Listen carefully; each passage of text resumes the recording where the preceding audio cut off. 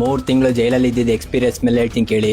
ಅಲೋಕ್ ಕುಮಾರ್ ಅಲ್ಲ, ಮೇಲಿಂದ ಅಲಕ್ ನಿರಂಜನ್ ಬಂದ್ರು ಜೈಲ್ನ ಕಂಟ್ರೋಲ್ ಮಾಡಕ್ ಆಗಲ್ಲ. ಯಾಕಂದ್ರೆ ಜೈಲ್ ರೂಲ್ಸ್ ಆ ತರ ಇದಾವೆ. ಒಂದೇ ಒಂದ್ ವಾರ ಇಡೀ ಕರ್ನಾಟಕದಲ್ಲಿರೋ ಎಲ್ಲಾ ಜೈಲ್ಗೂ ಬೀಡಿ, ಸಿಗರೇಟ್, ಗಾಂಜಾ, ಮೊಬೈಲ್ ನಿಲ್ಸ್ಬಿಡ್ಲಿ ನೋಡೋಣ. ಕಾಂಪೌಂಡ್ ಗೋಡೆಗಳು ಹೊಡ್ಕೊಂಡು ಹೊರಗ್ ಬರ್ತಾರೆ.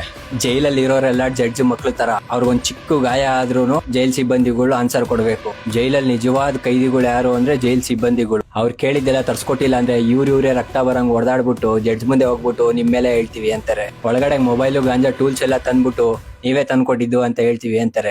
ಜೈಲಲ್ಲಿ ಇರೋದ್ 2 ತರ.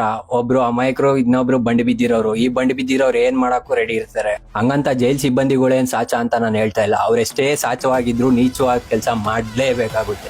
ಎಲ್ಲಿವರೆಗೂ ಜೈಲ್ ರೂಲ್ಸ್ಗಳು ಚೇಂಜ್ ಆಗಲ್ವೋ ಅಲ್ಲಿವರೆಗೂ ಯಾರು ಏನು ಮಾಡಕ್ ಆಗಲ್ಲ. ನಾನೇನ್ ಸಾಧನೆ ಮಾಡ್ಬಿಟ್ಟು ಜೈಲಿಗೆ ಹೋಗಿರ್ಲಿಲ್ಲ ಗುರು. ಅಂತ ಕಾವಿ ಹಾಕೊಂಡ್ ಚಿಕ್ಕ ಮಕ್ಳ ಮೇಲೆ ಅತ್ಯಾಚಾರ ಮಾಡಿಲ್ಲ, ಕಾಕಿ ಹಾಕೊಂಡ್ ಲಂಚ ತಿಂದಿಲ್ಲ, ಅಧಿಕಾರ ಇದೆ ಅಂತ ಹೇಳ್ಬಿಟ್ಟು ಜನಗಳ ಮೇಲೆ ದರ್ಪ ತೋರಿಲ್ಲ, ಜನ ಸತ್ರು ಸಾಯ್ಲಿ ನಾವು ಲೂಟಿ ಮಾಡ್ತೀವಿ ಅಂತ ಹೇಳ್ಬಿಟ್ಟು ಏನು ಮಾಡಿಲ್ಲ.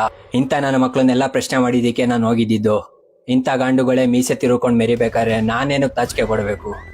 ಇನ್ನ ಈ ತರ ಬೇಜಾನ್ ಜನಕ್ಕೆ ಬುಡಕ್ ಬಿಸಿನೀರ್ ಕಾಯಿಸ್ಬೇಕು ಅಂತ ಇದೀನಿ. ಈ ತರ ಹೇಳ್ಬೇಕಾಗಿರೋ ಸತ್ಯ ಇನ್ನ ತುಂಬಾ ಇದಾವೆ. ಫಾಲೋ ಮಾಡ್ಕೊಂಡು ಸಪೋರ್ಟ್ ಮಾಡಿ.